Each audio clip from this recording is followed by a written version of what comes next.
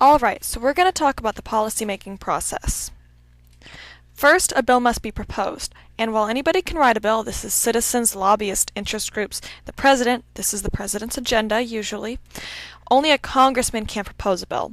And it's this in this way that the president has to work with Congress that makes it very difficult for him to get his agenda passed. Remember, all bills relating to revenue must originate in the House. So once a bill is proposed, it is then assigned to a committee. And then that committee assigns it to a subcommittee. Most bills never make it out of subcommittee. The subcommittee decides which bills are worthy to pass on to the committee. And you'll see markups and amendments, and the bills that do make it out are very different. Then if it makes it out of subcommittee, it goes to the full committee for a vote. Many don't make it past full committee either.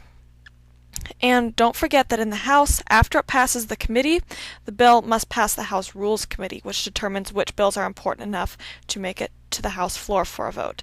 These are standing committees. So once it makes it to the floor, all it takes is a simple majority of congressmen to get the bill passed. However, in the Senate, there is this thing called a filibuster, and the filibuster makes everything more difficult because a senator can place a hold on a bill, which is the threat of a filibuster. And because it takes 60 senators to end a filibuster, this is called a cloture motion, because it takes these 60 senators, usually simply putting a hold on a bill is enough to stop anything from getting done. So, usually it takes 60 senators rather than just a simple majority to get the bill passed. And if it passes both chambers, it goes to the conference committees who work out the differences in the bills, because sometimes each chamber will pass a different version. If it passes these conference committees, they'll go to the floor for a vote again. And if they still don't agree on the same version, they go back to the conference committees. So it's a very long cycle. But once it passes Congress, the bill arrives on the president's desk.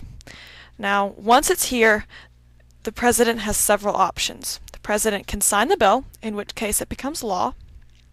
If the president doesn't sign the bill, one of two things may happen. Usually it becomes law automatically after 10 days. But sometimes, if Congress is within 10 days of adjourning and the president does not sign the bill, it's called a pocket veto and the bill dies. And lastly, the president can veto a bill. If the president vetoes the bill, it's dead. But Congress can try to override the veto with a 2/3 vote in the House and the Senate. This 2/3 majority is extremely hard to reach and usually does not happen. So vetoes are usually absolute. And this is policymaking in a nutshell.